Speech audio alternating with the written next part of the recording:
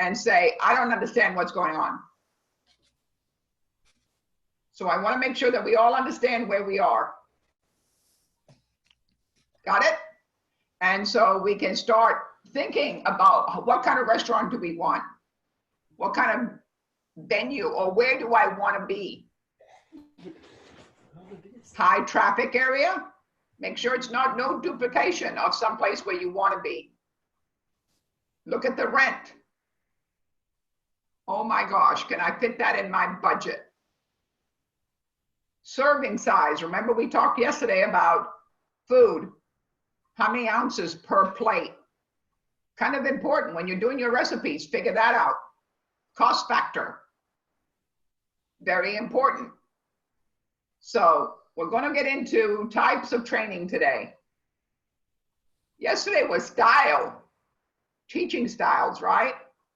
Different ways of doing different things. How do you interpret or come up to somebody to tell them something?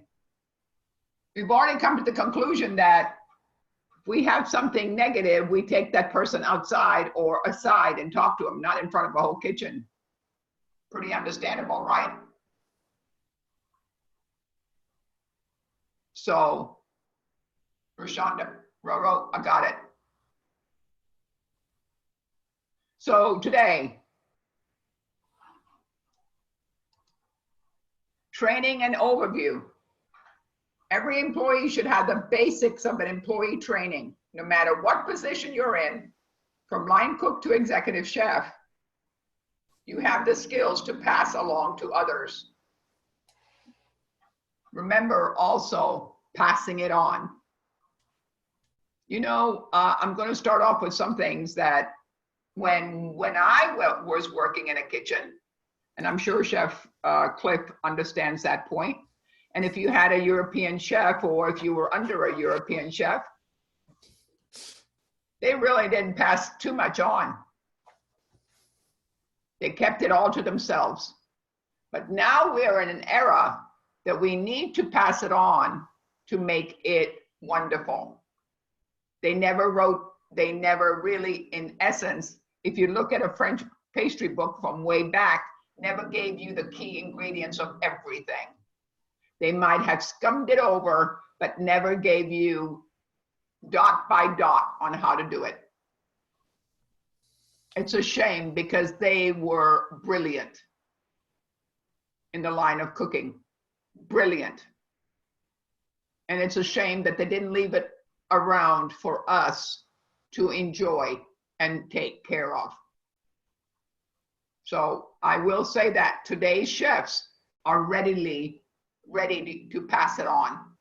And I'm so proud for that and to make it work.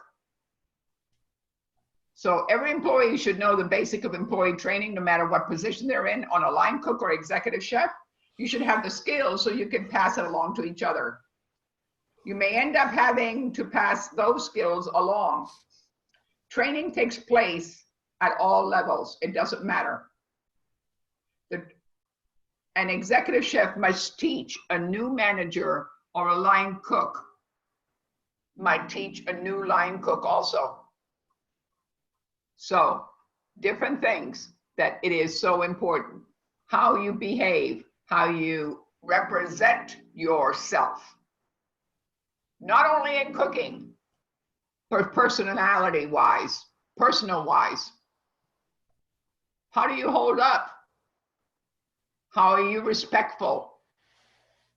If you came from someplace that you didn't respect people, you better zip it up and start respecting on that line. Because that's what the world of cooking is all about. The brigade system, respectability. And if you're in charge of staffing at a hospitality operations, it's even more important to understand training.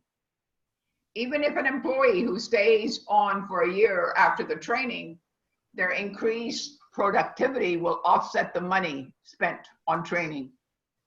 Plus, training will give them a vested interest in the company and make it less likely to leave in the first place. Are you a stead ground person? Do you stay around? Are you a mover and a shaker, as they would say? How long is the longest? You guys are very young, so you can't really talk so much. How long do you stay at a job?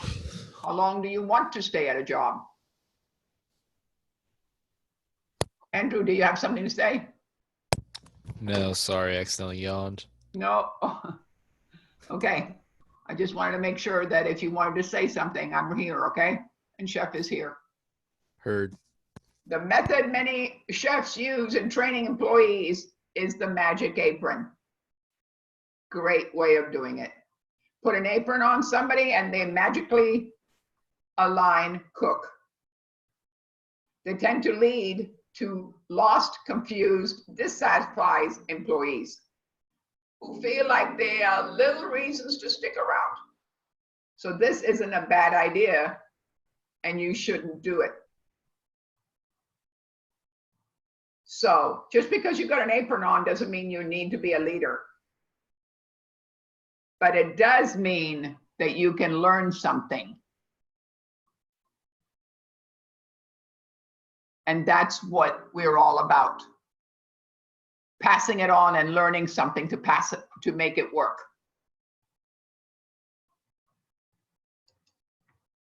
Poor training methods. Other chefs use big brother or little brother method. The method is more commonly used for the front of the house staff. A new hire is prepared with a veteran server and follow the servers and watch them as they work. The idea of little brother learns that he needs to know from big brother, but in practice, he doesn't teach any skills. The little brother can try to blindly copy the big brother, what the big brother does, but he doesn't understand any of the underlying skills of the technique of the big brother uses. So if you're in the front of the house, what do you think one of the big issues of training is? What would you say? Anybody have anything to say? Andrew? Sorry, I don't know why my mic's going off. You don't know it? How about No. Marcus? I know you know it. What do you mean when you say issues of training in front of the house? What is the criteria in the front of the house? What do you need to do? What do you need to have? Oh, well, you need to know the floor. You need to know how to seat people. You need to know the layout of the restaurant, like where the table numbers are.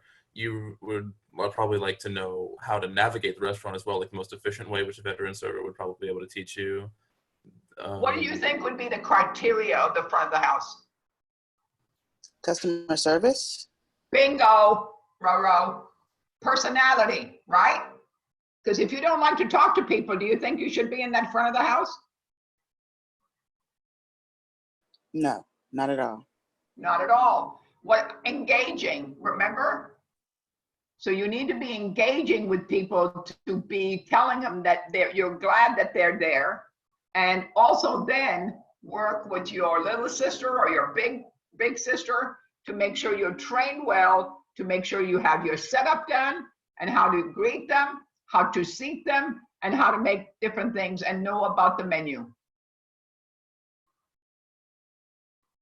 But you've got to have the personality for people skills first most, because then everything else falls into place.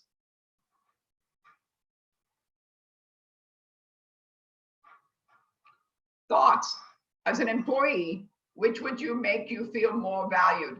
Thrown in the fire on the line?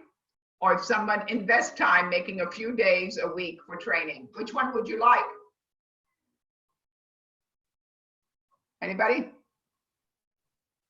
I would like to be trained because I don't want to get jumped in there and do something I don't know how to do. I agree. Totally agree.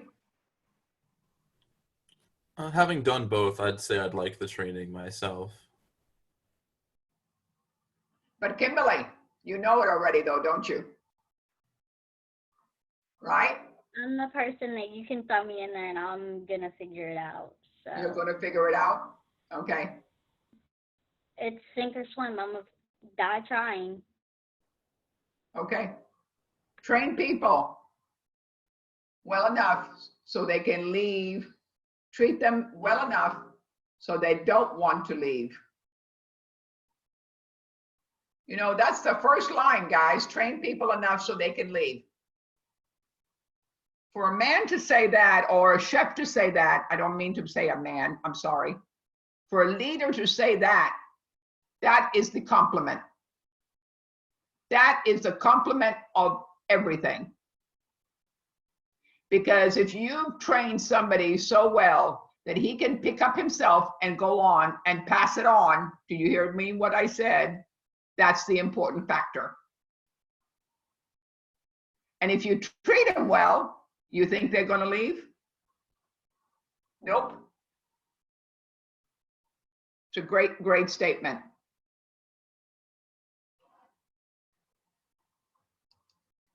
Good training methods.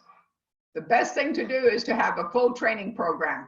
You can make up each new employee's training on the spot, but it is much a better idea to come up with a regular training plan and you see whenever you train somebody. If you create a written training manual, which the trainee can refer to, they need even better. The definition of what they're supposed to do when they get hired, sometimes in writing, makes it a lot better.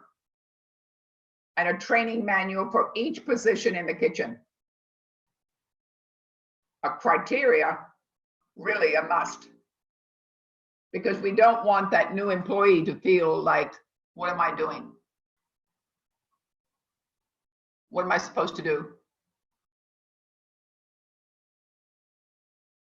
You need to be a little bit, I would say, I'm not going to say it in a nice way, but warm and fuzzy to make them feel comfortable enough for them to learn. That is the key word, to learn. The best thing to do is have a full training. No, back up there. Next one.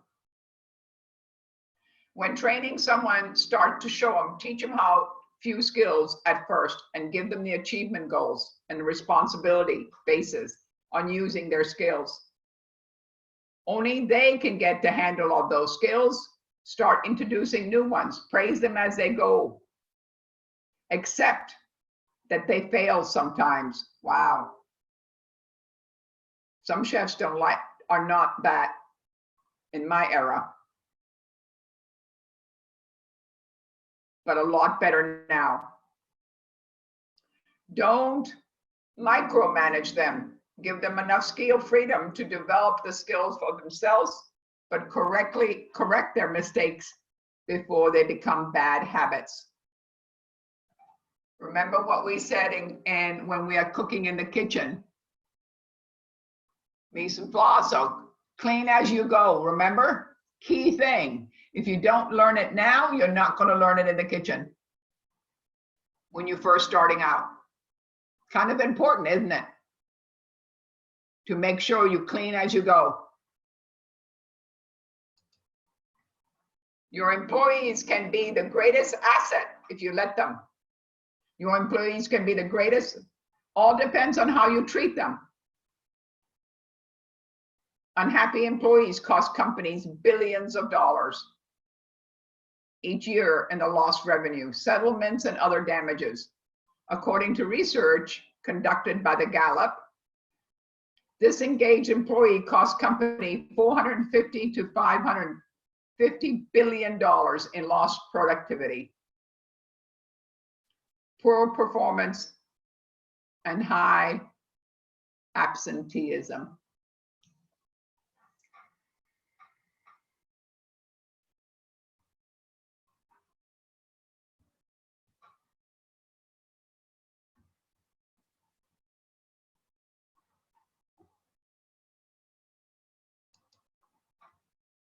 Links end.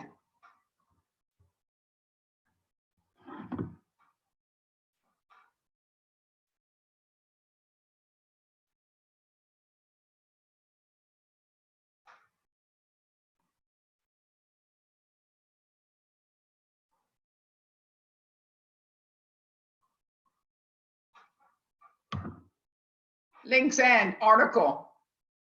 She wrote, in my early career, I worked for a company that valued micromanagement. I saw some of the loyal employees become disengaged. Their sole motivation was their paycheck. Until they finally left, I felt stifled. I didn't stay there long. Wow. You've got to be happy with yourself to make yourself happy and go to work. You know what it is if you didn't love school or you didn't love cooking? To get up at 6 o'clock in the morning, Roro, right? Yes, To Chef. understand the system, right? Yes. A little bit more knowledge. Yes. James Francis. Correct? Where were you yesterday? I don't think we saw you yesterday. Can you hear me now? Yeah, I can hear you. You weren't here yesterday. Yeah, I was out yesterday. Yeah. The You one, missed a good one. yeah, I saw the slides, the decision making and stuff like that. Yeah. Saw Did that. you got your spreadsheets good? I did. Yep. Saw that as well. So that Okay. all good. Well, we're keeping tabs on you. I know you'll keep tabs on me, Chef. Oh, I know. You'll keep me honest. Oh, I'm trying. So, micromanagement is a complete waste of time. It sucks the life out of an employee. Maybe maybe I shouldn't be micromanaging your names over here on this board to make sure you're here, right? To make sure. Anxiety and creates a high stress of work environment. But I'm just interested in making you be here. Do you all get what I'm saying? And that's just my Chef Cliff's and my idea to make sure. It's enough stress in the world today.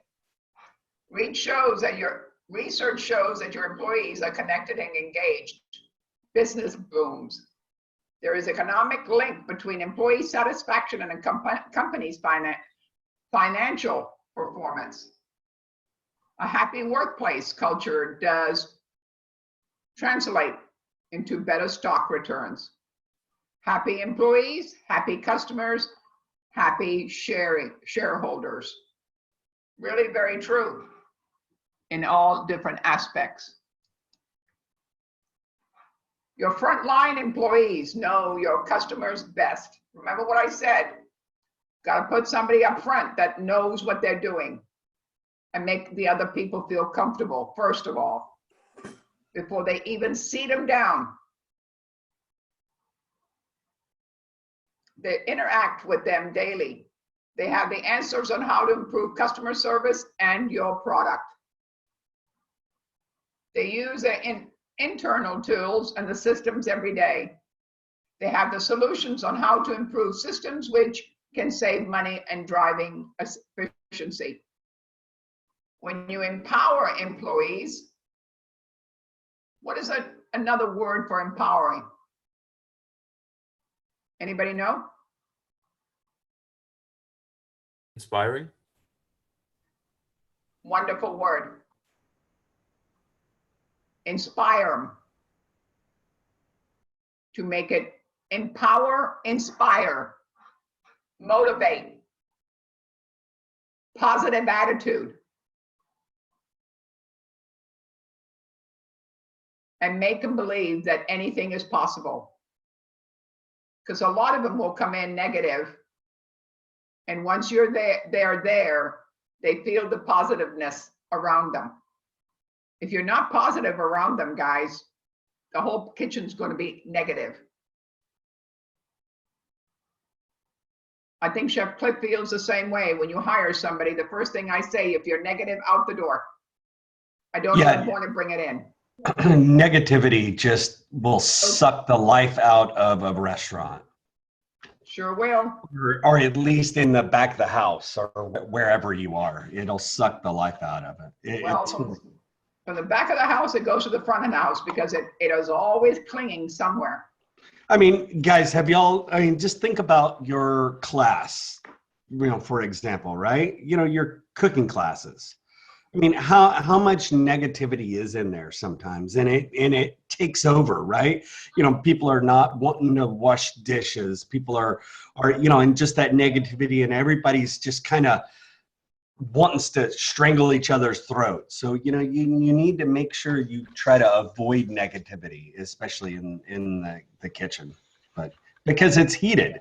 Kitchen is heated, right? Everybody's wearing their emotion on their sleeves sometimes, and it just gets very heated. So anyway. Close proximity. How do you say that word? Proximity? Yes. Very close. One-on-one. And one word can offset the other person. You might not like that one word, and that's it, gone. When you empower employees, you promote vested interest in the company. It allows creativity, innovation in the workplace when it's necessary to succeed.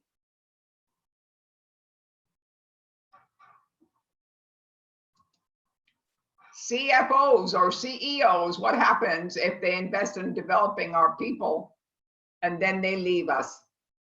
What happens if we don't and they stay? Good one.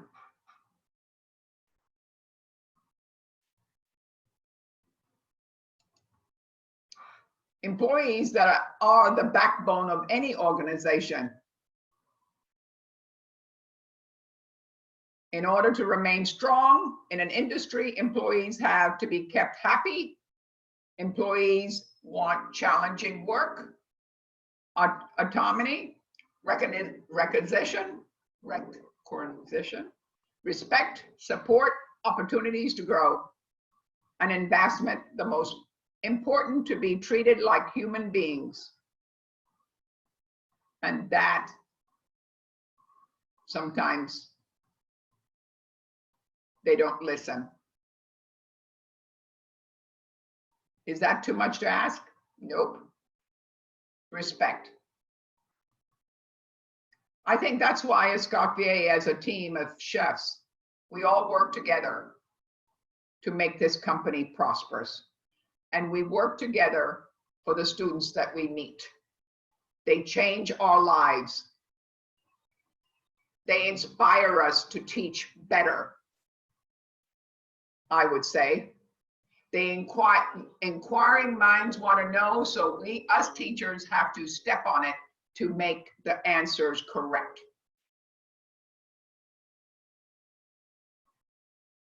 How you treat your employees will determine the fate of your company. Really. You will notice that if you work for a company that doesn't treat you well, they're not going to last very long. Your employees are the most valuable asset they have.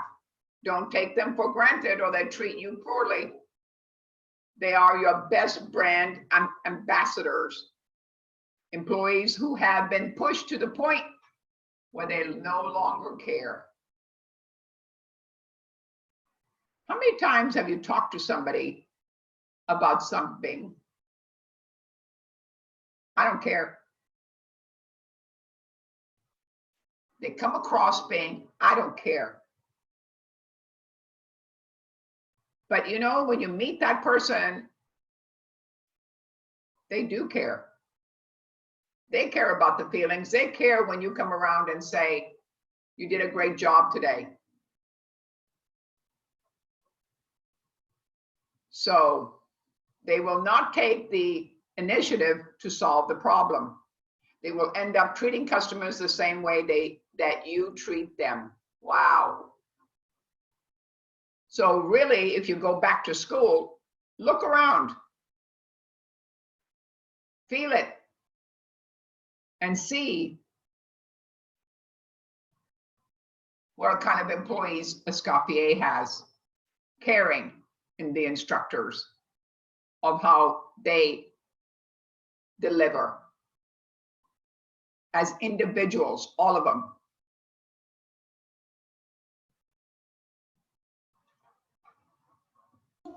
That is too true, Chef. Yep. So I'm on 19.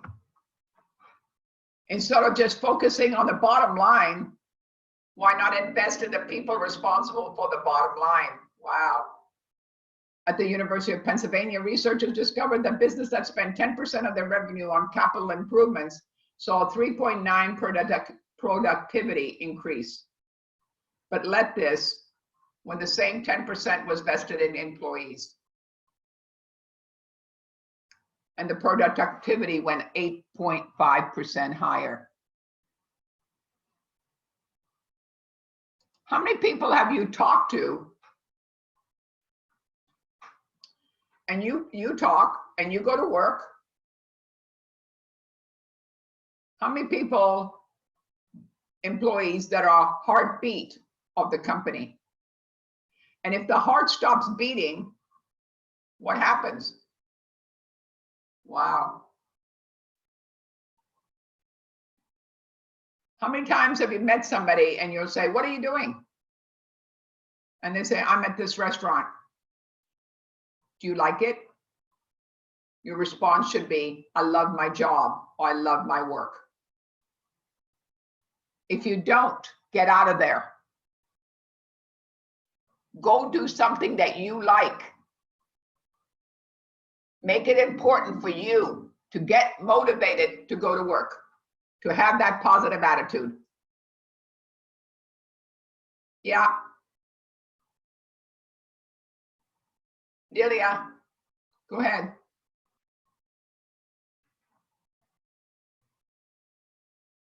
Delia, did you have your hand up? No, I didn't have a question, Chef. You didn't? What was the No. hand for? It was like a clapping, like, yes, praise what you're saying. Yeah, Yes, pretty good idea, isn't it? If it's negative at work, you're not going to be happy, are you? not at all. So the negativity is the key word in a workplace too. Learning is important. Don't go someplace where you don't learn something. Make sure that you learn something every day. Every And day. when you stop learning at that restaurant, find another job, That's because a good point. don't sit there when you're not learning anything, because you're wasting your time. And you know, I that's kind of my thing. Once I feel like I've learned everything that I could get out of that job, I leave, because I suck it all up, suck as much information up, and then go learn another place. So, anybody learn anything yesterday? One thing they learned. Anybody?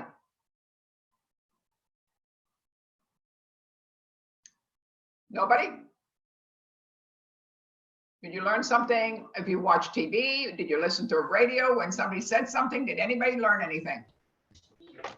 One thing. So, you know, my project for you also, guys, my personal project for you is to learn something every day.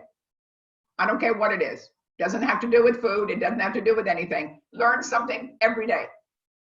I'm going to commission you to do that. Because it's really brings your life more interesting. If you read, are you a reader? How many of you are readers? Anybody like to read? Do you like to read cookbooks? Do you like to read novels? What do you like to do? I like to read, but I also like audiobooks. Do you? We've talked about this before, Robo, right? I've not done that yet. Yeah, I like audiobooks. I love audiobooks. I've never done it. I told you my husband bought me 30 books, and and I'm going through them. I'm enjoying them tremendously. But anyway, please learn something every day. It's only for you, because they said inquiring minds want to know. Really important. Training and development programs. A study conducted by the American Society of Training and Development Note the companies offering comprehensive training, 218% more income per employee. On the other hand, a full 40% of the employees who receive poor job training leave the positions within the first year. So if there's a higher rate of turnover, guys, right? Does that cost you more money as an employer? Yes. Sure does. You've got to train somebody. If some executive chef comes to you and say, you know, Delilah, I got a new employee, would you train them? And you said, well, I just trained somebody. You mean they're gone? Do you know? You can't keep saying that because it costs money. 2 people doing the job for 1. Be smart. When fully executed, the program delivers a lean and fighting workforce and increases in production. What is onboard training?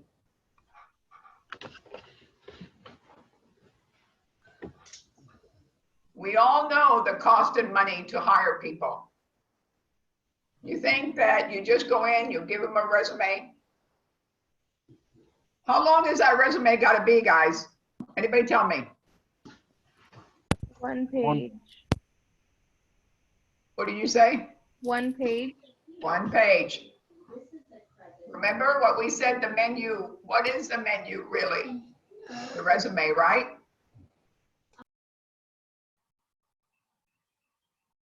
Everybody got their resumes done? Sent in? I want to see those thumbs up.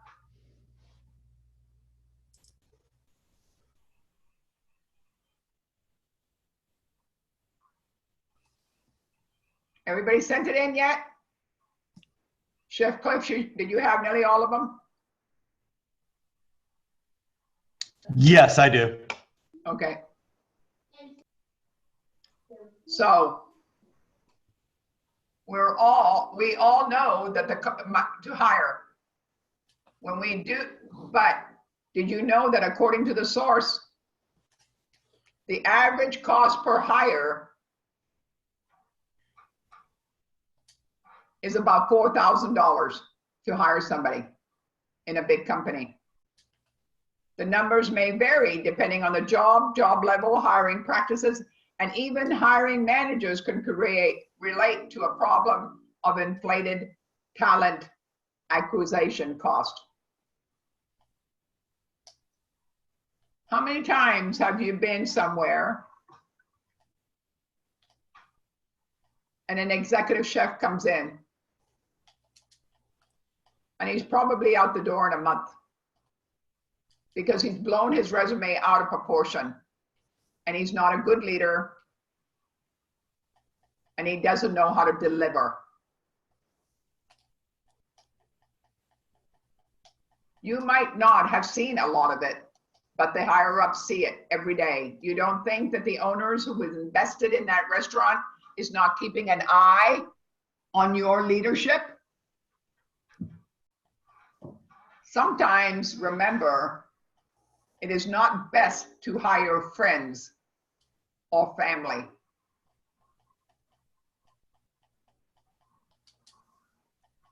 And I've done that both, and both of those have not gone out done correctly. I mean, a family member was, it became very awkward. It was horrible.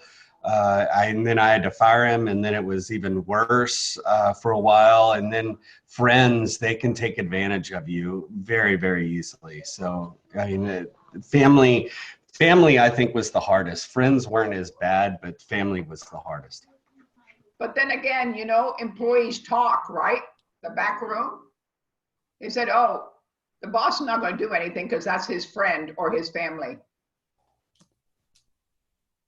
That's a negativity that goes on behind that you don't understand. On board requires a lot of paperwork, benefits, enrolling, tax forms, employee handbooks. But you probably don't spend enough on paper and link to many sufficient dents in your budget.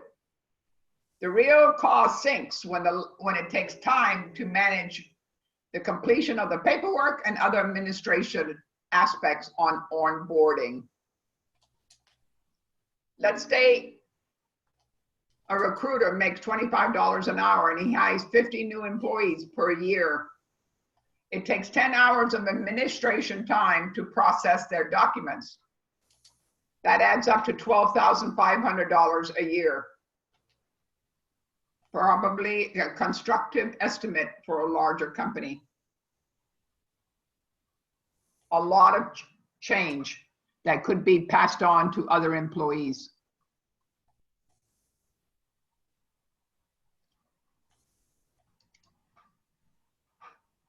There are many things that you can make a training and develop program go array. So how do you make sure your program is not a sheer waste of organizational resources? A nice way of saying it.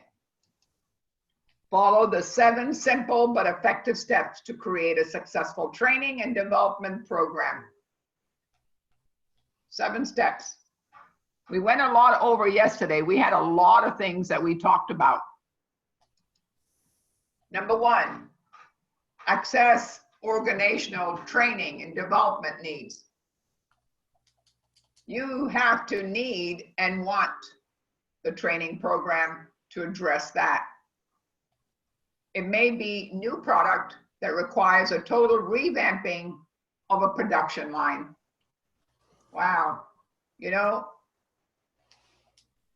when we had to teach online, we came to learn these 7 steps real fast. We had to learn and revamp the teaching way that we do. Totally different. If we were in a classroom, it would be a lot more hands-on. But we had to learn fast, all in a week. On both counts, you want the employees to understand and adapt themselves to a new production flow and increase their in-line efficiency. Define your training objective. The business goals have been defined. Now let's see how access and training requirements for the goal you need to be cleared about. Step 1, the business goal and training support. Wow. Would you say a support system? The roles and responsibility of your employee is achieving the goal, and the kind of training needed to ensure that they are able to fulfill the roles and the responsibility. I'm going to go back and say 2 words. To ensure that they are able to fulfill the role and responsibility. Key words. Are you going to put somebody that doesn't really want to cook in that position or be a leader? I don't think so. Number 3. So defining the kind of training objectives is the most important aspects of the program. It gives the program direction. And it also serves as a yardstick to measure success. When you take a job to work and learn, right? And you quit that job to go to another one, don't you think it should be for another step up? Do you all get that? If you're not going to step it up, you might as well just stay where you are. You need to improve to go up the ladder. Kind of really important. Andre, are you there today? Good morning.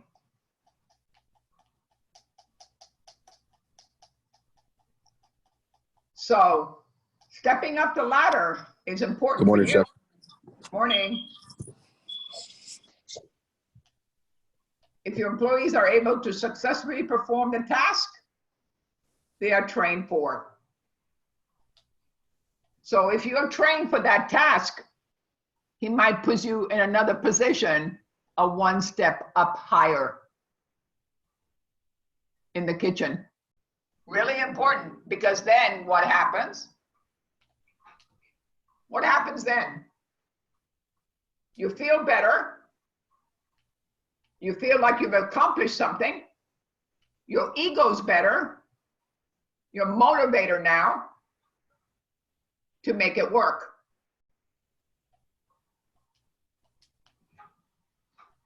Chef Cliff, are you having an issue? Are you having an issue, Chef Cliff? Yes, my backdrop is falling down. Oh, okay. I see you working at it with in the back. Yeah, I lost my pen, so I need to on our break. I'm gonna find the pin to put it back in the wall. Okay. I had to do mine with duct tape Yeah. to make it work. The objective must be stated clearly and should make more sense to anybody involved. It should be achieved. It should be reliant to the training, and it should be measurable. But put the objects clearly across your employees and appraise their understanding at the same through tests, quizzes, and practical exercises. Don't do it by action alone. Give them something to have to take a test to do it. Because then they feel like they've accomplished something. And reward them. Reward them, say, with a drink. Or if they're allowed to drink, give them a meal to take home. What does it cost you? Not much. Reward them. Because when you praise and reward them, they will do about anything. Teach them, motivate them.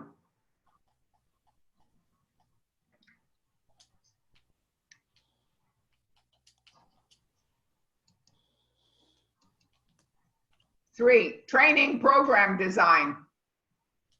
Have a roadmap for your plans ready before you put them in action. Remember, some of you, what was your 5-year plan? Anybody remember what your 5-year plan was? Who can you tell? Can you tell me? Kimberly.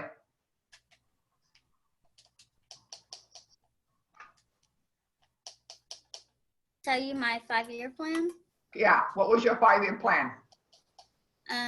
To be a home health nurse. That's right. Have to have a plan, don't you? Yes. To make things work. Victoria, what was your plan for 5 years?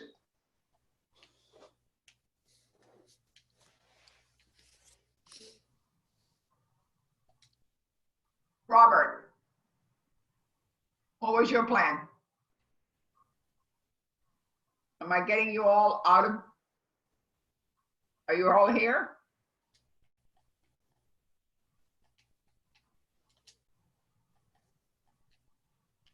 Irvin, sorry.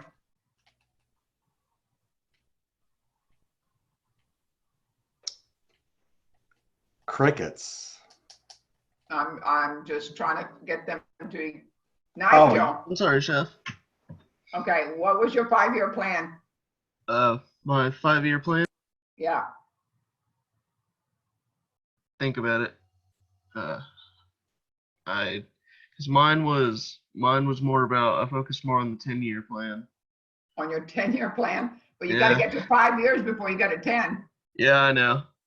I remember though, my 5-year plan was definitely, I was focused on just getting a job somewhere where I had like a good setup so that I could stay there for the long run. Okay, Because You're I not a mover and a shaker, are you? nah. I didn't think so. But that's good though. You know, everybody has to do what is comfortable for them. Is that right? Because if you're not comfortable, it's not going to work. And again, you got to love what you do.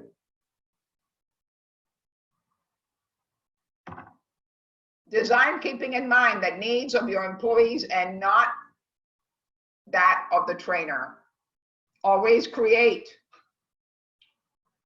content around your training objective. Design using the training principles for adults. Introduce as many practical sessions as possible. Show and tell is another word. Break the sessions into short segments. I know sometimes 3 hours for us in the morning is quite a bit for you all to take, especially on a computer if you're a people person, correct? Understand that. So adapting to this way of teaching is a lot different than being in a classroom. Design an interactive program. That's why I try to bring out your names, guys, because we need to know. We've got 23 people on and half of them not answering. Ensure power flow and connect between the segments.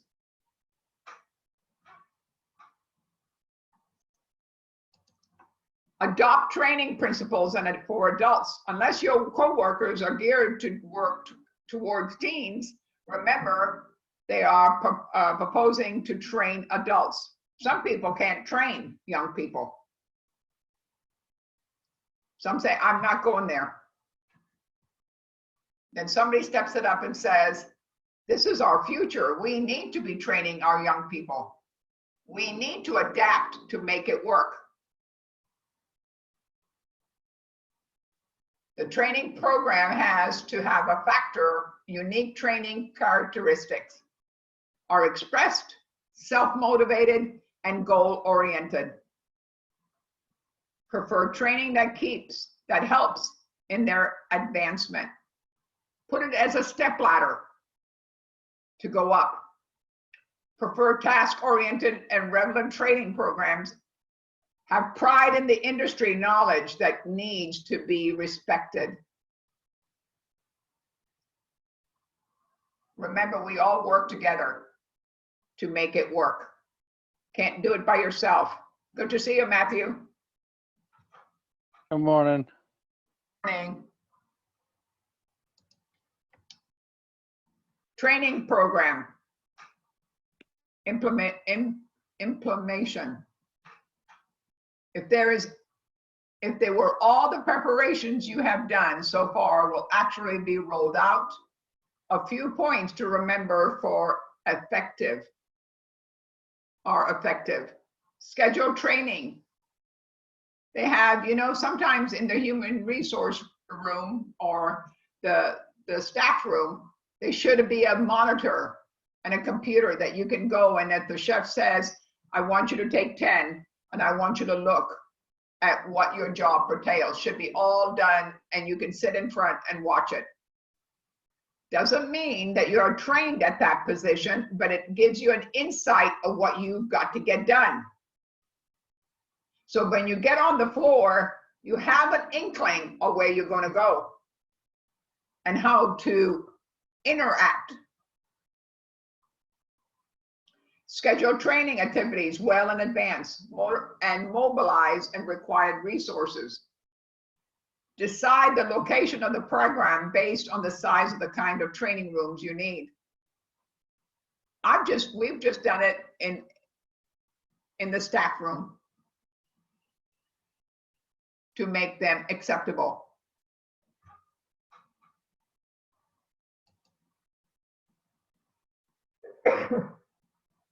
Evaluate your training program. The last phase before you can sit back and relax, evaluate the design, the development of the program. Remember, majority of people that buy a restaurant or get into the restaurant business have a support system behind them. an investor,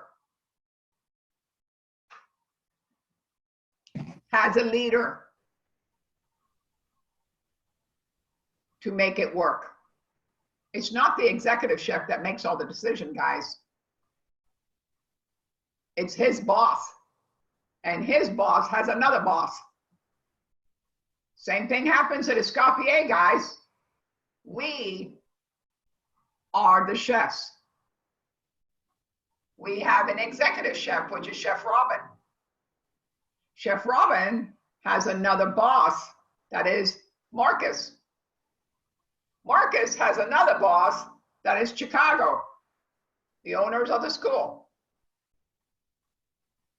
That's how it works. And Chef Robin might not like what she's going to tell us chefs to do, correct? But she has to implement it because her boss has asked her to, which is Marcus. So this is a roller coaster that comes down. And everybody has to learn how we pass it on. Last phase, before you can sit back and relax, evaluate the design and the development. And see how effective the system that you've come up with or your team has come up with and the success that they have achieved. Okay, Chef, do you want to take a 15-minute break? Yes, and I can fix my backdrop too. Oh, it's okay. So where it's not hanging on my head. I know, it's okay. All right, cool. 15 minutes. What Is time everybody is good it? with that? Everybody come back and be in So- with all of us, guys, please, because So a lot of you are not 7:15. putting a thumbs up. 7:15. We'll be back. Thank you.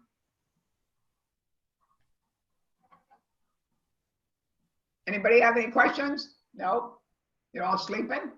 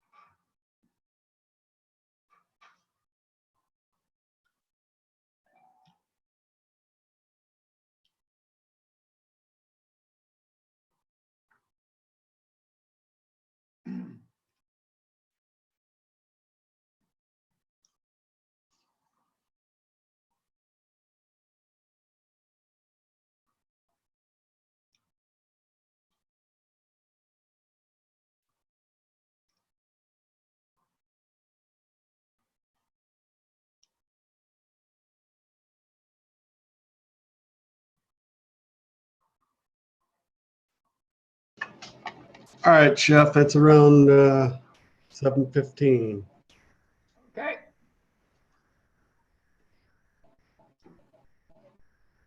Welcome back, everybody.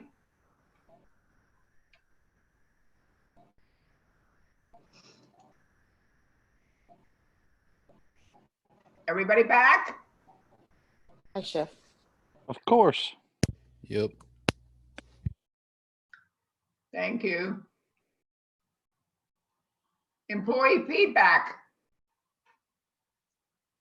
Get employees' feedback about the program. Was it informative, helpful, riveting?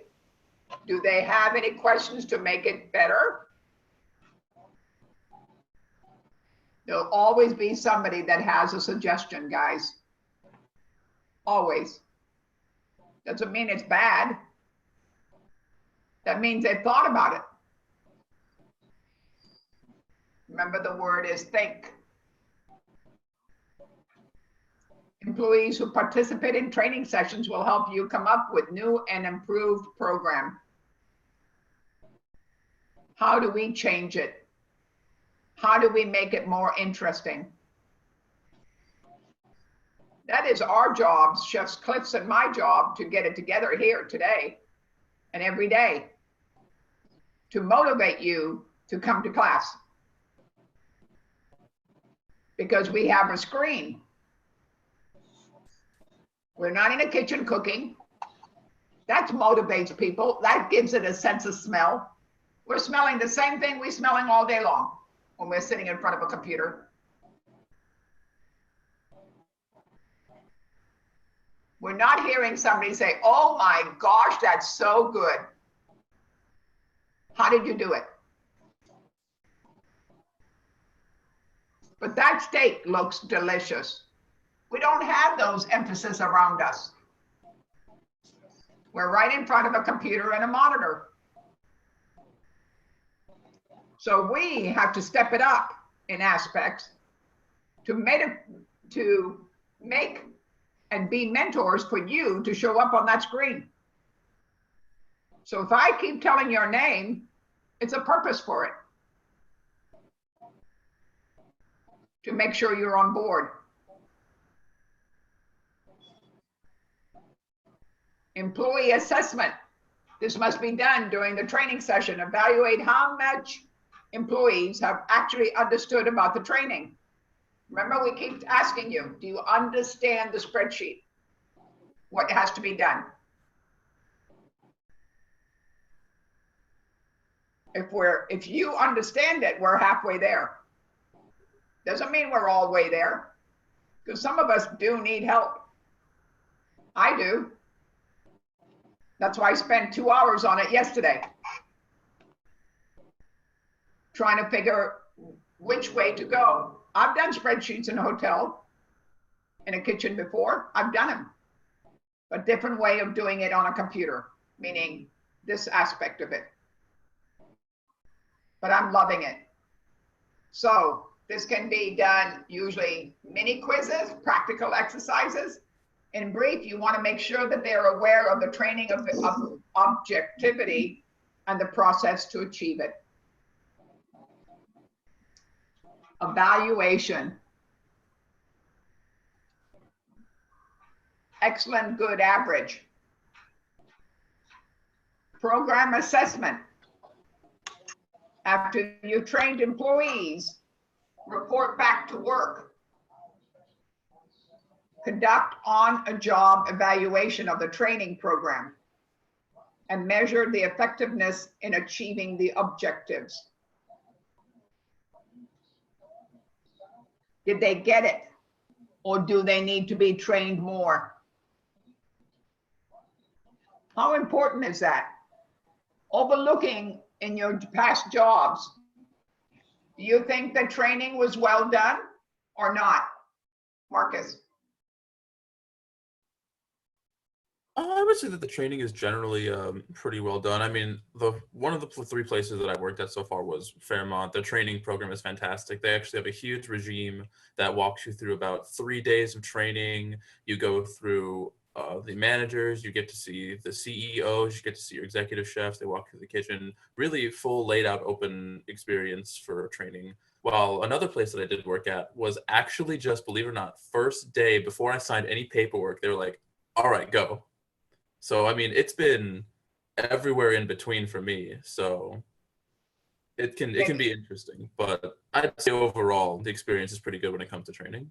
Do you think the second place that you went, they were short on people? Oh, it was actually something I knew when they went in. They were actually down one of their dishwashers. And so I went in and they were like, you can just get started like right now if possible. And I was like, I mean, all right, sure, let's do it. Wow. But don't forget, remember the resume you gave them, or you talked to them that you were a positive person and you were open for anything they gave you, correct? That makes a difference, don't you think, Marcus? I certainly do, chef. And body language. Remember when you're going in for an interview? If your body language is distant, do you think he's going to tell you to go ahead? Probably not. How are you? Is he? So remember, body language when you go for a job is so crucial, so important. New employees orientation. Some companies have it once a month. And you can't get hired till you go to that orientation. How many times have you heard about that? I think Randall's is one of them, if I'm not mistaken, and HEB is the same way, but that's a different facility. But even if you're on a cooking at HEB or whatever, or Randall's, or if you're in the bakery or whatever, you have to go to this general orientation. And that might be a month from now, and then you can't get hired till after you go to that orientation. You have to sign a piece of paper. It doesn't work so much like that in a kitchen, but you do have to sage, I think, in a kitchen majority of the times. Unless your name comes from word of mouth from somebody else to say, you don't have to worry. That person knows what they're doing. Helps a lot. Really helps a lot when somebody already knows how you work and how good you are at what you do.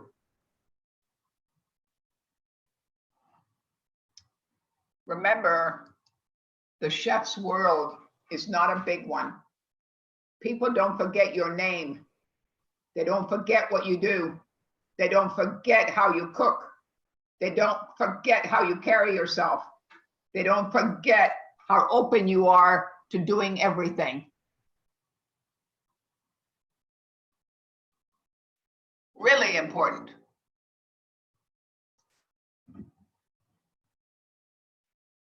The first few weeks of a new hire experience is actually the most crucial time period in which a new employee learns about the company as a whole. The purpose of the employee orientation programs are to give new hires basic information about the company as a whole. The purpose of the employee orientation program is to hire new and basic information about the company and orient them with the company, reduce the first day anxieties, and help the new hires become a productive the right way. You might have come from a company that's too laid back and not professionalism in the word. While two new hires experience the same things, design the new employee orientation program and provide a certain fundamentals will help to ensure the employees stay on board for a long time. Remember what we said before. If a person leaves within the year or right away, how much investment is gone? Quite a bit. So we want them to stick around.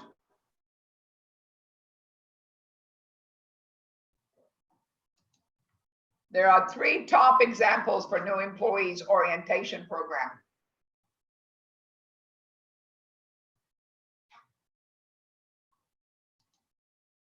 self-directed employee orientation program. In many companies, new hires are able to learn a great deal during the first week of a job by renewing this series of self-directed orientation material. These items may include new hire orientation videos, handbooks. Remember what I said. Have them on hand for when you have an employee hiring. During this time, a supervisor will mentor and lead the new hire to make sure the information is absorbed, taken in, and any questions are answered. Self-directed employees orientation can be a convenient way to learn the basic of the company's mission. Every position or every company or every restaurant has a mission, hopefully. The owner has a mission.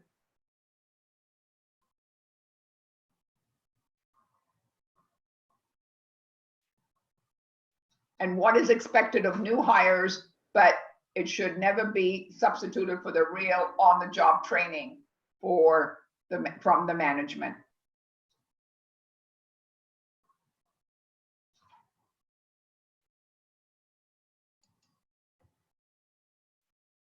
Mentor employees orientation program. Organizations often use a form for pre-monitoring to orient new employees to their work environment and tasks. Employees who have certain seniority are asked to oversee new hires for a certain time period. Pairing up.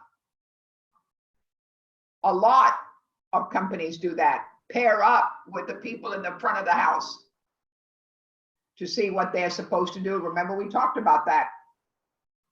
Showing them and directing them a little bit of what you can do.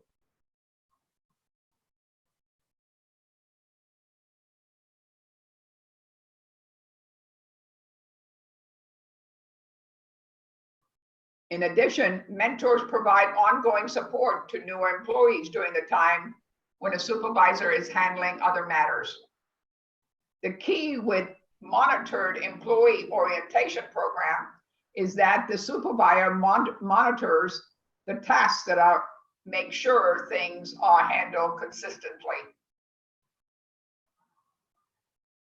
And currently, so the new hires learn the things the right way from the start.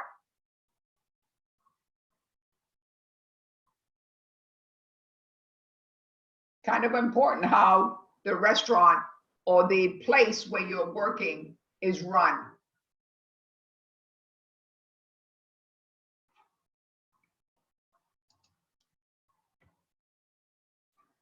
Formal employees orientation program.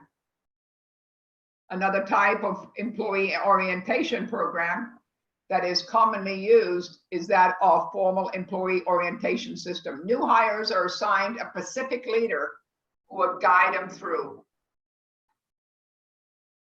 Sometimes they break it up.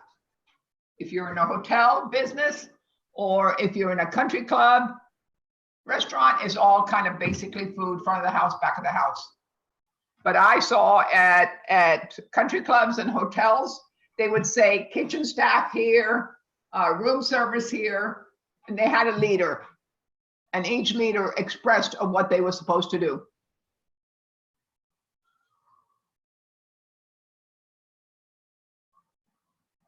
Specific leaders will guide them through a determined lesson and then evaluate their progress every step of the way. Formal employees oriented programs may also include classroom learning, online and video learning, modules, head-on training conduct over a certain period of time. Some new hires may be required to be part of a formal employee orientation program for as long as a year before they're allowed to get out on their own. We're talking about salesmanship. Totally different. You're going to be working for a food vendor, Cisco, PFG, Benny Keith, With this degree, you can go into food service, meaning salesman for food. A lot of money. Got to have contacts, got to be personable. With this degree, you can go many places, not behind a line all the time, anywhere. Remember, we talked about it the first day or the second day. The different things that you can do. Style food, photography. Get into different ways of doing food. If you don't like the kitchen, go do something with your degree. Don't let it waste. You spent all this time and money to improve yourself, then do it.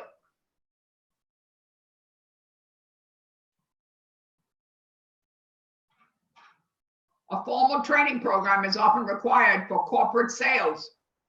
That's what I said, in salespeople, professional or independent agents, particularly those who work in the field. Formal orientation programs may also require periodic training sessions, updates.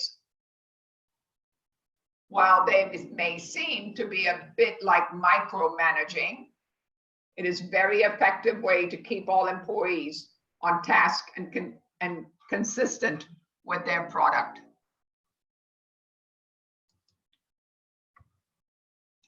Job aids. How to wash your hand.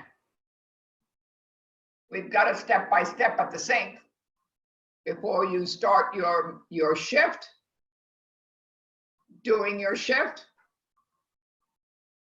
How do you wash your hands? Kind of important, and especially in today's world. How do we ever think that this would be the big issue of today, of the day? Keep them away from your face and your eyes. Remember, we've been told that in SafeServe from day one.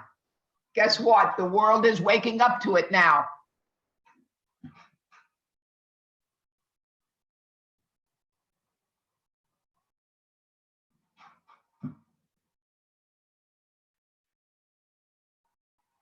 If your employees, listeners, use the information infrequently, please find it harder to recall because the information is complex. How do you dress yourself?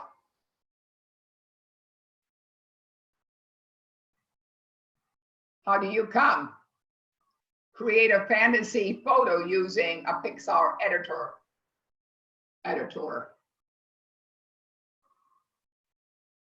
What do you need?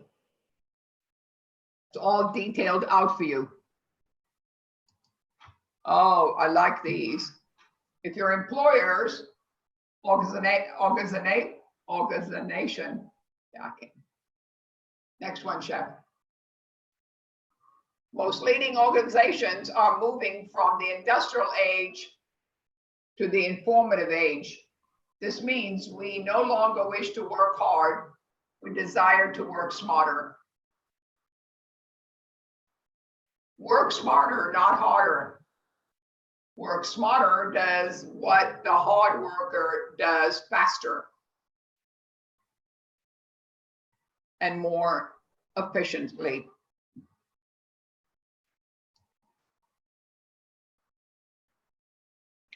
While there are many jobs on automation tools and devices, the procedure is protocol to operate them and crucial to the employee's success. Developing a job aid to the fastest way to achieve performance turnover. Learn something every day to make it work.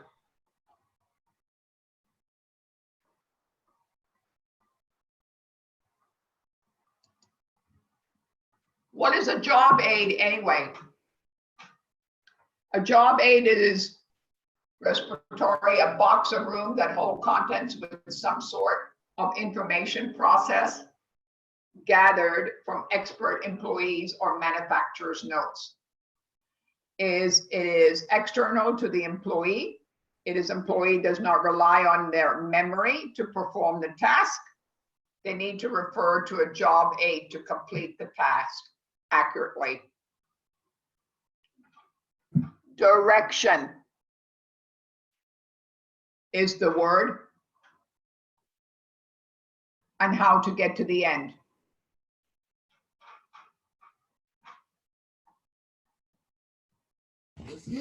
Hey, Chef, I gotta go. I gotta go to work. Okay, Trevor, Trenton. Yes, ma'am. Okay, I didn't even know you were here. Yes, ma'am. I've been here. How was your day? Great. Been up since midnight, so I'm doing great. Why you been up since midnight? I woke up at midnight. I don't know why. Because you went to sleep at 4? Yeah, he went to sleep at freaking 2 o'clock in the afternoon. That's why. No, Man. that's probably why. My gosh. All right. Well, I'll see you later, Chef. Thank you. Bye. Bye, guys.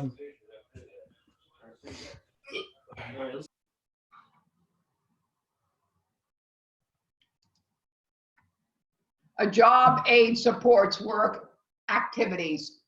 It directs, guides, and enhances performance, and also boosts the employee's performance and motivation to carry out the task in a timely manner. Motivation is what gets you started. Habits is what keeps you going. Remember the habits of talking about clean as you go. In this world, I'm going to tell you that's one of the key things in a chef. How do you present yourself? You got to have motivation to work. But get started by mise en placing and getting things in place.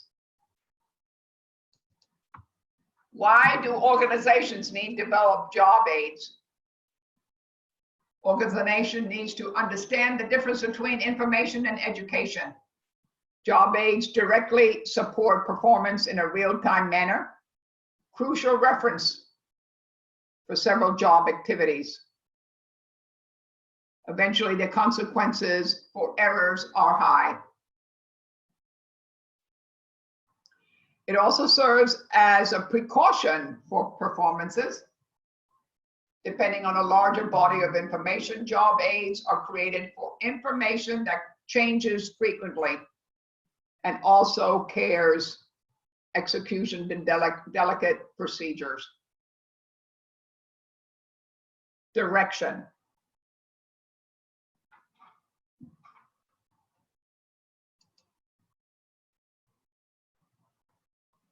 Job aids can be printed material, printed in various areas such as prep areas, dishwashing stations. They can also be viewed as a mobile device like a smartphone. This way the employees can have a coach while doing their job. I don't know, sometimes I don't like the phone. Because people, if they're on the phone and you say, get off the phone, they'll say, oh, no, I'm looking up what I'm supposed to do. That's a big excuse for me sometimes. Because if they'd done their homework, they wouldn't need that phone so much. A lot of companies make you lock your phone up in the locker or something like that. I really believe in that. I don't think, I think if you're doing a paper or if you're sitting down to do something constructive as an outcome, then I think the phone is okay, but not when you're working. Meaning physical working on the line. Do you get what I'm saying? There's a big difference of doing a paper. Yes. Did you have something, Marcus? Your hand went up. Nope. All right. Job aids can be printed material, posted various areas. They can also be viewed as a mobile device, as a smartphone. I'm not too keen on that one, but the reality of life.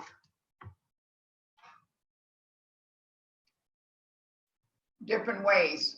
I can hardly even read that. Can you, Sheffy?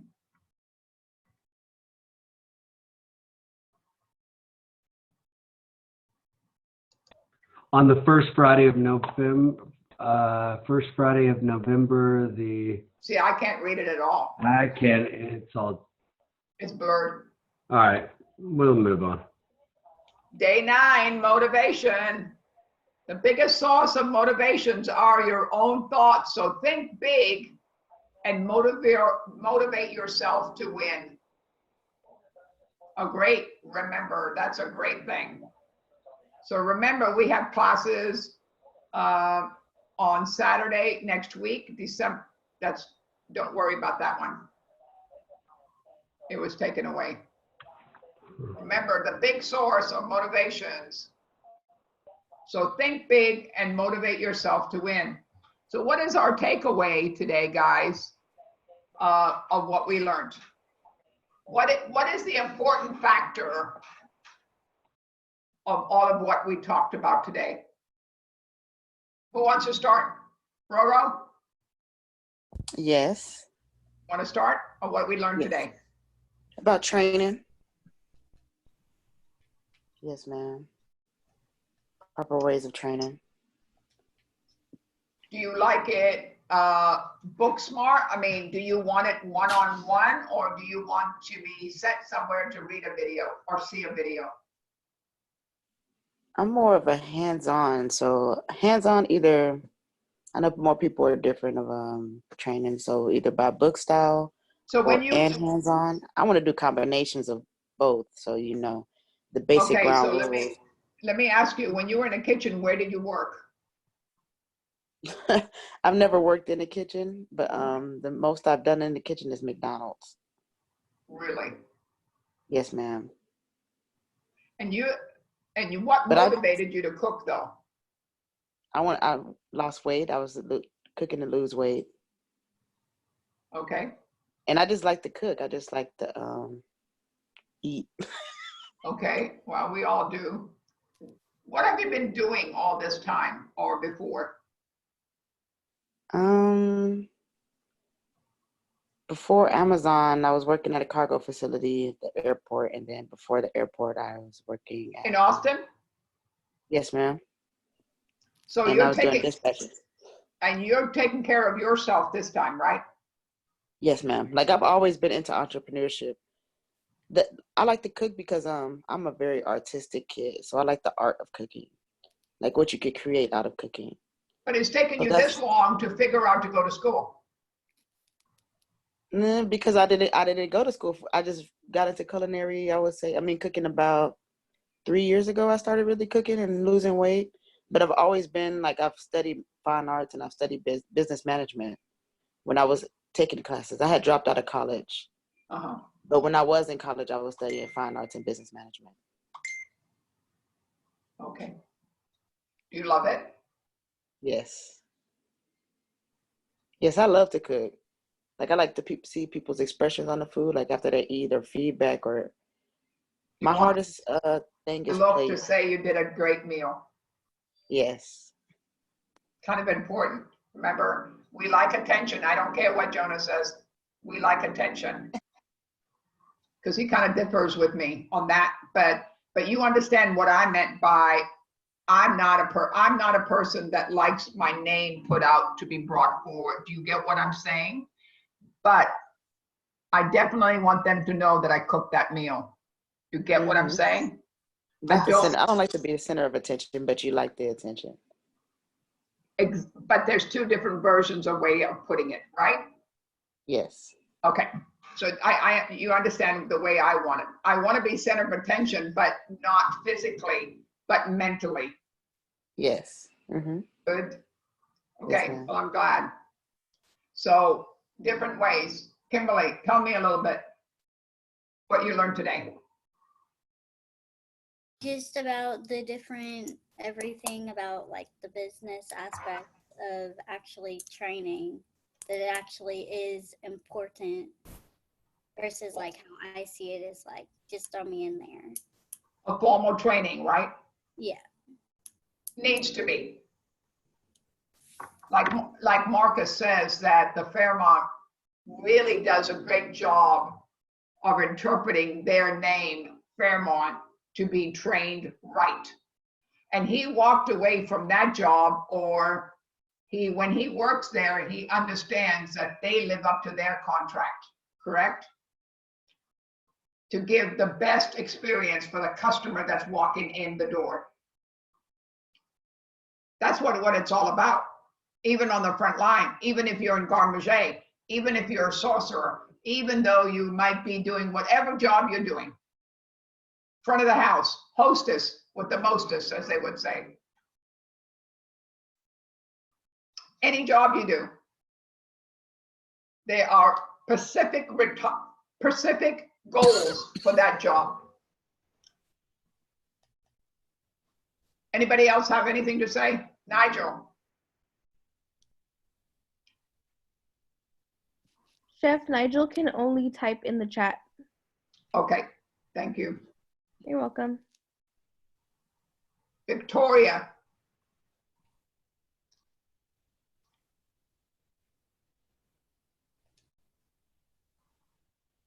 James Francis? How's it going, Chef? Yeah, the Good. one thing, job aids are really important. When I worked at Nordstrom in the Nordstrom kitchen, Wow, they that's a were, good, yeah, they were really big on job aids. yep. What did you do there? I was a prep cook, so I did all the soup, sauces, and stocks, and then yeah, all the prep stuff. So just kind of got everything ready for the line. Did a lot of desserts as well. How long were you there? Just over 6 months.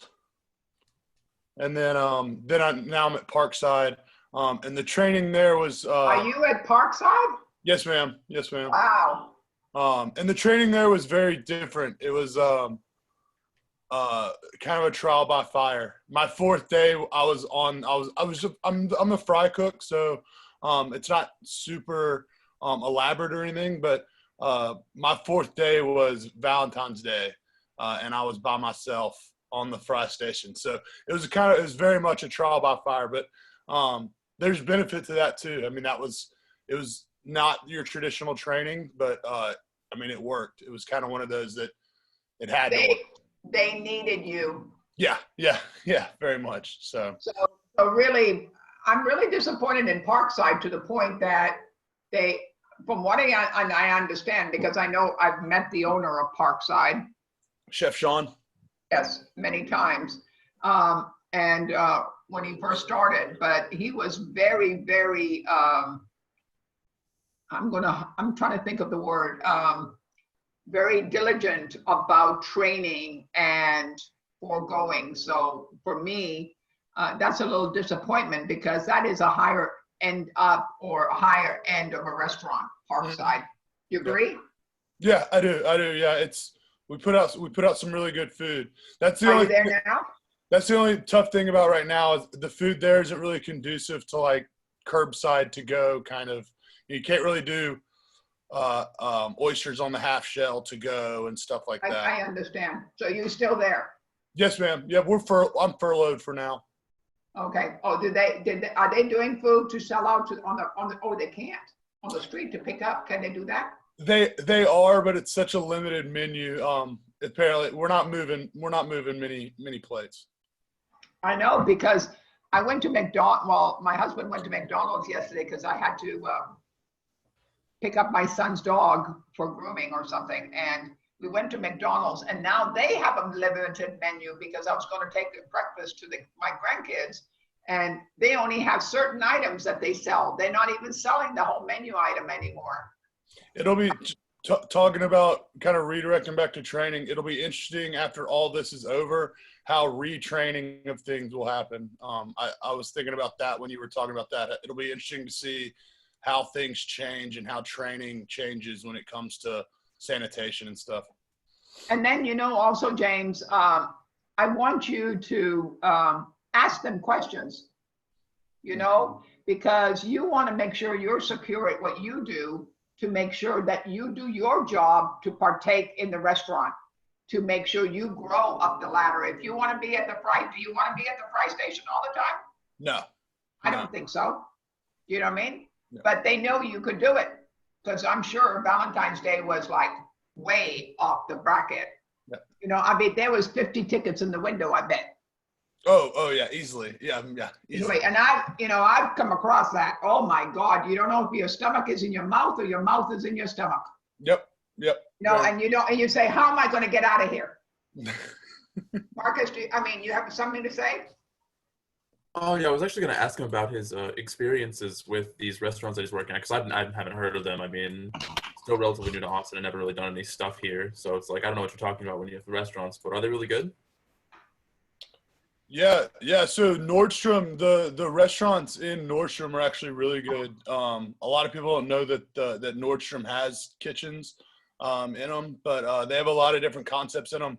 And the cool thing about that is you do get introduced to the corporate side of kitchens.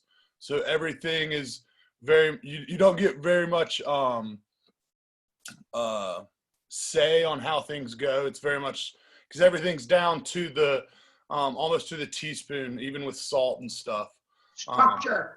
Yeah, very structured. Very, you follow the recipe because they have more than 20 units. Everything has to be follow the nutrient guidelines that they put out and stuff. So it's very unique. It was a very cool way to get introduced to a kitchen. And then Parkside is I wouldn't say it's fine dining, but it's such a different kitchen where it's like, yeah, here's the recipe for the fritters, make it. Here's how you plate it, but if you want to plate it yourself, figure out a nice way to plate it. And if it looks like Parkside said that? Yeah, Chef Austin, so Chef Sean, owns it. He's the executive chef, and then Chef de Cuisine is Chef Austin. He's very cool about just like, as long as it has everything I need on it, don't make it look like crap. I mean, if it looks like crap, he'll send it back and be like, don't plate it that way. So, but I can't get over. I thought they were more structured. I'm sort of familiar with that. It was when I got there weren't very many people in the kitchen. I think there had been a big turnover. It was very much I'm glad you're there. Yeah, me too. It's a fun kitchen. It's a good kitchen. It's a lot of us old Escoffier students are in that kitchen. But I know. Yeah, both sous chefs are from Escoffier. Yeah, I know. Who is the dessert? Who is the pastry chef? Was she from Escoffier? Because I know there was somebody there for about 4 years, and she is now in New York. Yeah, the sous chef up in the pastry is from Escoffier. Okay, Yeah. so I must know her. If I'm not, but I knew the executive pastry chef now is in New York, doing very well, in fact, and she was one of my students. So. But anyway, anybody else have something to say? Chef Cliff? Yeah, the only thing I really want to say is job aids. Those are very important, especially when you're dealing with non-English speaking or non-speaking the same language, someone that doesn't know the same language. Pictures speak 1,000 words, right? So, we all know what a cigarette and around a circle and a line means, right? No smoking, right? So the job aids are really good. I know hotels use it for making beds, how to make a bed properly, and standardize making a bed for the wait, or for not the wait staff, but the people doing the rooms. I used to do job aids on what I would want to order, like what is acceptable strawberry. So I would have a picture of a non-acceptable strawberry, a few of them, and then I would have a picture of an acceptable strawberry. So when my people are getting the food delivered and I'm not there, let's say, they know what my standards are, what is acceptable and what is not. And they've got it in a color photo, kind of a booklet, and they're all kind of in one area so everybody can know where it is. But I think job aids are really important. But other than that, I think we had a great day. And we had a full class. And Jeff? Yeah, I think so too. Anybody have any other comments about where they work and what they're doing?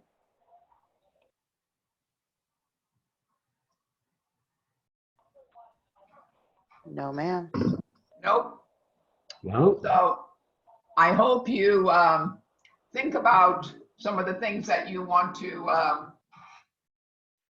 kind of think on the word think again, to think on what we kind of learned this week, the 3 days that we've been together, understanding the foundation of everything that we learn, because that's a really big item. First, to be prepared, and then it's really preparing us to work in a kitchen, to make sure that we get the understanding and the foundation of what we can when we cook. Remember respectability. We've learned that this whole week. Respect each other. They might be having a hard day. And work together. Remember the word we instead of I. Get over it is another big issue. Because you young men sometimes get hot underneath the collar. I get it. And then also remember, all the people that work with you might not speak English, and we all have to adapt. We all have to work together. If you show it to them, guys, sometimes how you want it done in your direction, if you're his leadership, then it works. Remember, pass it on. The key word to make it work, to make a kitchen unified, to bring it together, to make it work. That's what it's all about. Because when you work together, you see my hands, it all falls into place to make it one. Because if you don't, it's not going to work. You might be a dreamer. I love it. I love dreamers. I like out of the box people. But teach it. Don't hoard it for yourself. Don't give everything away, because we have to sell ourselves. We have to be who we are. You can't teach what we are individually.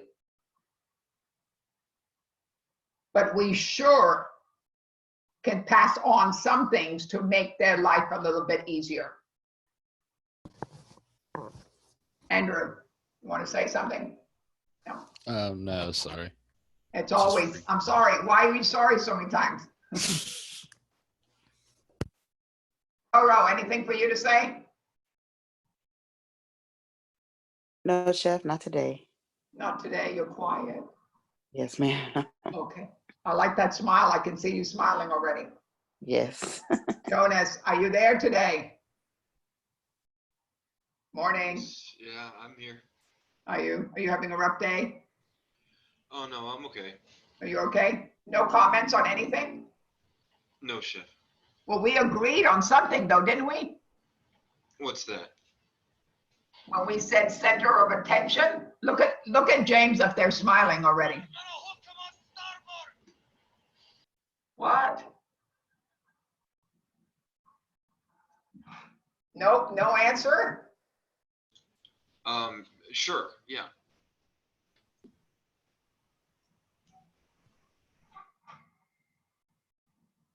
Okay, anybody else? Jonas is just agreeing with anything I say today. Yes, ma'am. I am in an agreeable mood this morning. Are you? Boy, I gotta meet you. One day. Yeah, it'll be pretty soon too, I bet. As I would say, I'm gonna check you out, and I'm checked. So you got it? The check mark? Got it. Got You it. didn't get that yet. Okay. Anybody else have anything? Robert. Kendricks. Anything to say? Tia. Rena. Nobody answering? No, Chef. I have nothing to say today. No? Are you a quiet one? Randall, my gosh, are you back? Where you been sleeping? I can't hear you.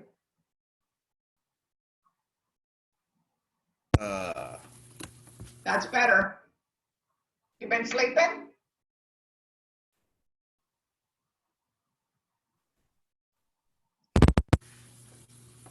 That's better. Can you hear me? Now I can. All right. So I got a question regarding the final project. I see it says 3 starters, 3 main menus, 3 desserts. I'm looking at doing a catering menu, and I don't want to do desserts. I'm not interested in that at all. Do I have to do it in a structured like restaurant menu, or can I just alter it to what I want to cater? Alter to what you want to cater. All right, thank you. Uh-huh. What kind of place are you going to have, Randall? Right now, just looking at American traditional. Like right now, I'm selling sandwiches and platters to a few people. I had like 3 deliveries already. Just starting to start something like Cubano sandwiches. That's one that's going pretty good. Are you working somewhere? I'm sorry? Are you working somewhere? No, I'm not. I'm not. You're doing this on your own? Yes. Wow. Entrepreneur? Yes. I love it. Yeah. Have you been cooking for a while? Not at all. Not at all. I'm new to this industry. My background is military, so. Oh, okay. You weren't in the service you weren't in the kitchen in the military? Oh, no. I did supply chain and logistics. Wow. And food has always been your changing factor or your love? Yeah, I always like to cook. I mean, I wasn't like the best at it, but I always like to, get in the kitchen and mess something up. Who cooked in your family? My mom. Your mom. My mom cooked. Yeah. And boy, you'd love her meals, didn't you? Oh yeah. Oh yeah. She knew how to fill you up. Yeah. Well, good. Any other question? No, that was it. That was good. We need to see your face. Okay. All right. A deal? Deal. Okay. Matthew, you still there? Yeah, I'm here. Okay. Need to see your face too. I need to see everybody's faces. I can't leave it on too long. It'll break the camera. Well, that's your perception. I'm on it all day. So you mean mine's broken? Nah, I didn't say that. I said mine. Okay. No, it's always good to see somebody's face. Andrew, we're looking at your fan, not your face.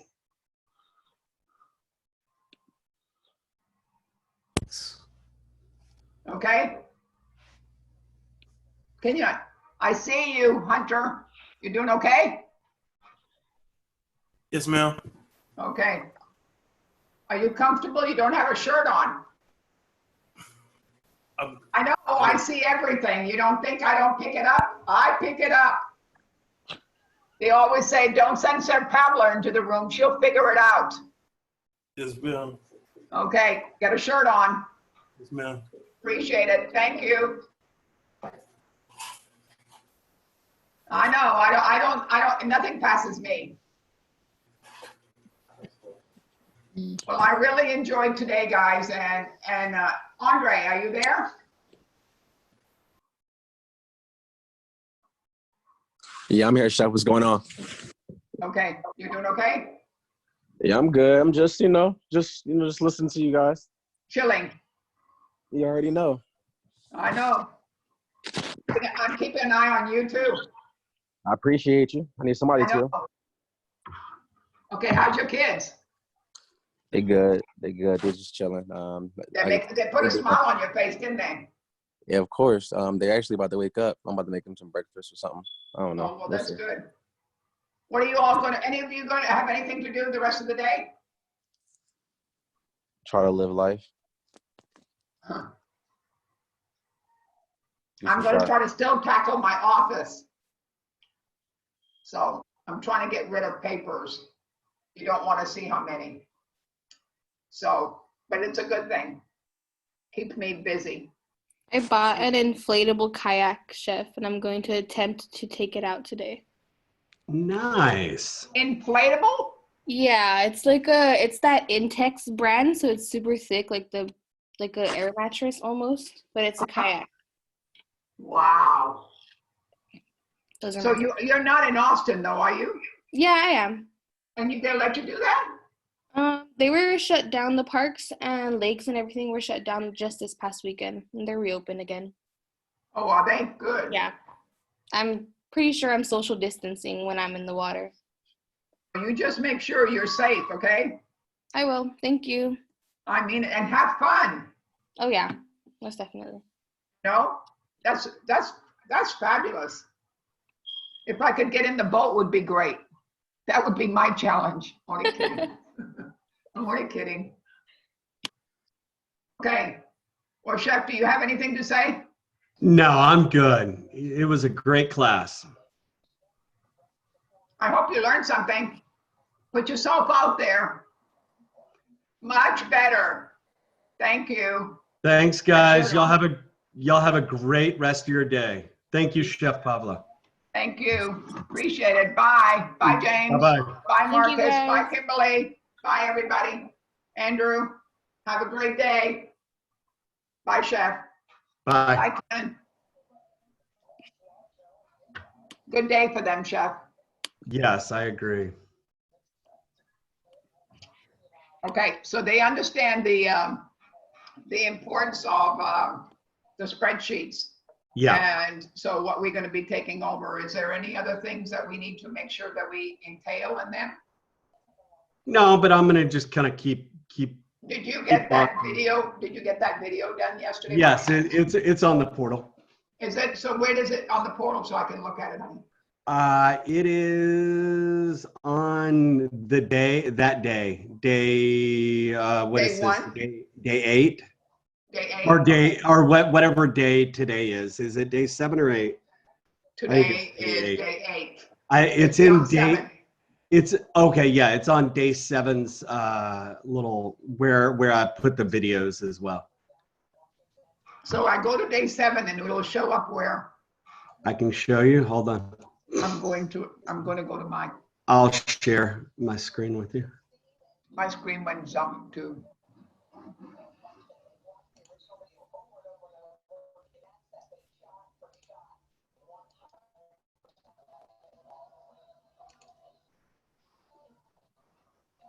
So you scroll down, you go to day 7. Oh, I see. There's a Google Sheet tutorial for beginners, and then our video is underneath it, and then the The PowerPoint. review, Do what? the PowerPoint 7, I see it. And then where it says review, you see that? That's a video, our video. I can, I'm using my mouse, I can't do it. So you show me, go back. Oh, that one? Okay. All So right. that's the video. And that is the Google Sheets. Okay. All right. And and that shows them how to get on a spreadsheet. Yep. Right? Yep. All right. I'll be looking at it today. Is there Oh, anything? it's only about 3 or 4 minutes. Is there anything you need me to do? No, we're good. We're Okay. good. Have a great day, and it looks Thanks like for- yeah. Have a great day. I'll see you tomorrow morning. I'll see you tomorrow. All right, Bye-bye. bye-bye.